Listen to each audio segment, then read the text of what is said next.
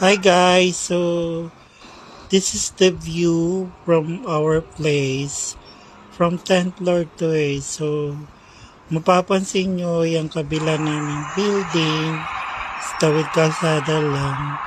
Puro mga estudyante ang nakatira dyan. Usually from Middle East kasi since Muslim country to, so dito sila nag-aaral and mostly sila yung makakapag-occupy dito sa place namin kasi nga marami sila. So,